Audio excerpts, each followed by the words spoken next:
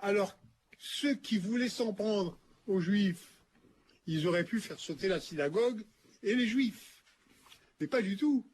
Ils font un attentat aveugle et il y a 3 Français non-juifs. C'est une réalité. Non-juifs. Oui, mais là, je tiens à vous dire que sur cette affaire, je considère que le lobby juif, pas seulement en ce qui me concerne, est capable de monter des opérations qui sont indignes. Et je tiens à le dire publiquement. Je m'en souviens comme si c'était hier.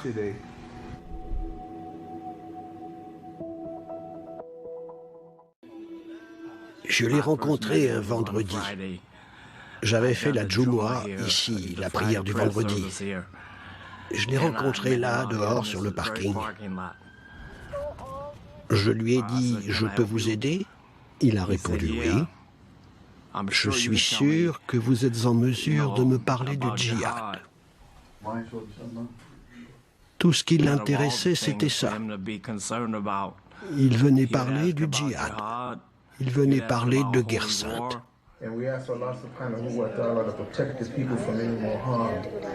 J'ai vivement conseillé à certaines personnes de ne pas s'approcher de lui. Je leur ai dit que je le trouvais bizarre.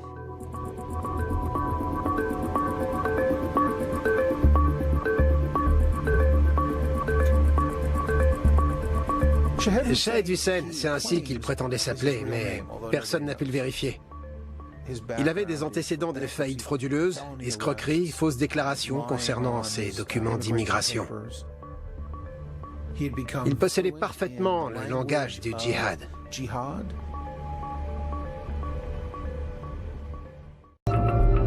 Do you think these guys will do for the money or for the cause? They would do it for the money. They're not even thinking about the cause. Juste après le 11 septembre, on pouvait entendre les agents du FBI passer dans les couloirs en disant « Les règles sont dépassées, les règles sont dépassées ». Et je me souviens avoir répondu à l'un d'eux « De quelle règle parles-tu? Tu parles de la Constitution? Tu crois que la Constitution est dépassée ?» Malheureusement, le FBI a répliqué en traitant l'ensemble de la communauté musulmane comme suspecte. La base militaire de Stewart est la base d'où partaient les forces nationales et internationales en direction de l'Irak et de l'Afghanistan à ce moment-là. Et Shahed Hussein dit « On devrait en faire exploser un. » Comment on peut en faire exploser un? Bon, je peux vous trouver un missile.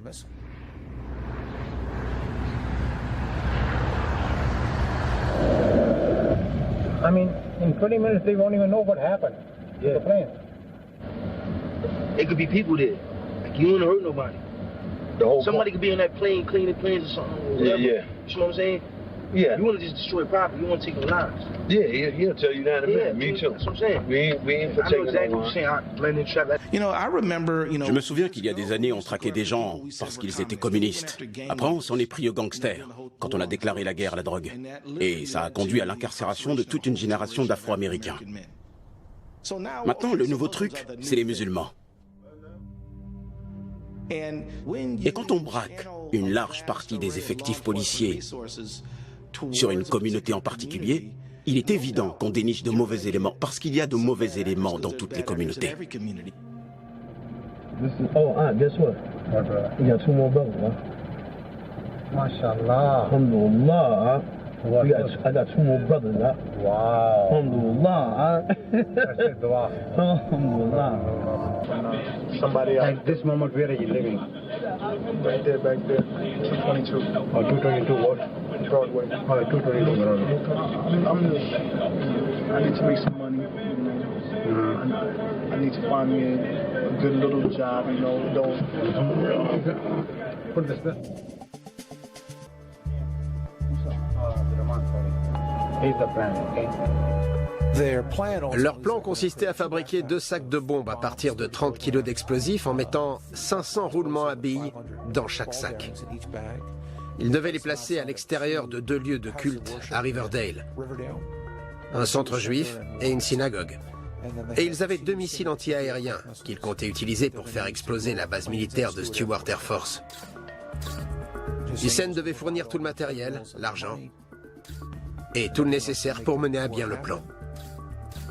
Après ça, il devait leur donner $250 000, des voitures, des voyages, tout ce qu'ils voulaient.